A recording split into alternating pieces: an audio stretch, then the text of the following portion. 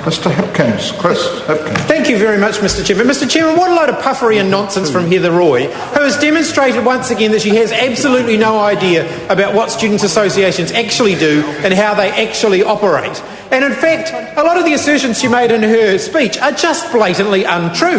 In fact, the University of Auckland students did vote for voluntary membership, and the 7 other universities, when given the choice to vote whether it should be voluntary or compulsory, voted for compulsory membership. Overwhelmingly at the Polytechs and Institutes of Technology, when students were given the choice about whether they wanted to have a students' association in which everyone was a member of or have a voluntary membership regime, they voted for it to be universal, for every student to be a member. And they didn't vote just in small numbers. More than half the students at Victoria University voted in the last time they were given a referendum, and something like 80% of them voted in favour of a universal system of membership, a compulsory system of membership for their students' association. So what Heather Roy has just claimed is absolutely untrue.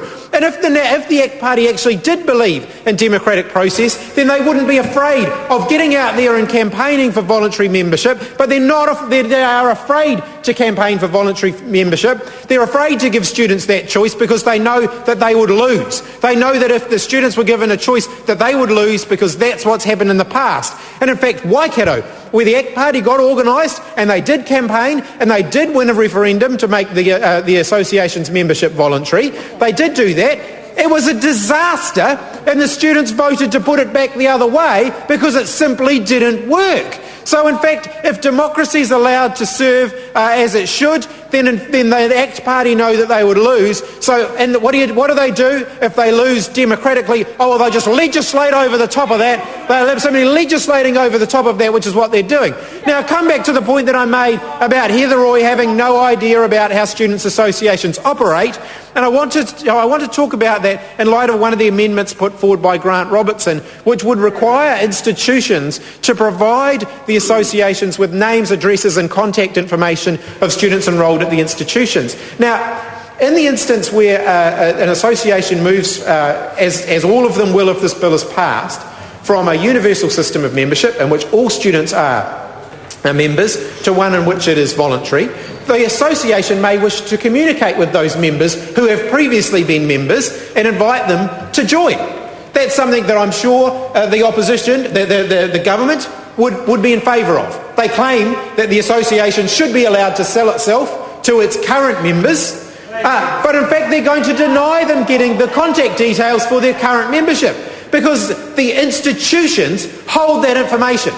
So a university students association, I used to be the president of one, if we wanted to communicate with our members, we would get the contact information for them from the institutions. We did not hold a separate database of that information. There was no need to. They were our members, and actually the most up-to-date and accurate information about who our members were was held by the university because they were the people who dealt with the enrolment. They collected the membership fee, they passed it on to us. If we wanted to communicate with our members, we would go to the institution and get that contact information.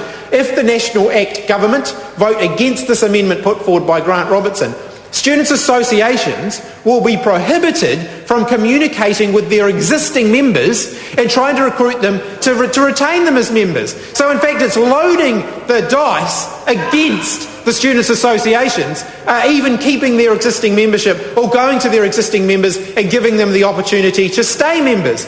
It's a relatively simple amendment that would require the institution to provide them with contact information for their current members, who are the students who study at the institution, and the ACT Party, through Heather Roy, are saying, no, we're not going to do that. That's absolutely ridiculous, because if Heather Roy actually believed in all of the rhetoric that she's been espousing about choice, she wouldn't be afraid to give the associations the membership contact details that they currently should be able to get, because then they could communicate and they could give students that choice. Heather Roy doesn't want to do that. She wants to load the dice in favour of students not being members, because of course that comes back to the wider agenda. National and ACT know that the students' associations have campaigned against some of the policies that they are promoting, and that they are going to promote, and they want to silence them. They want to take as much influence away from them as possible, because they know after the next election they're going to break all of the promises that they previously made on things like interest-free student loans, capping student tuition fees and so on. They're going to break all those promises. They want to get rid of those pesky students' associations before they do that, so that the major voice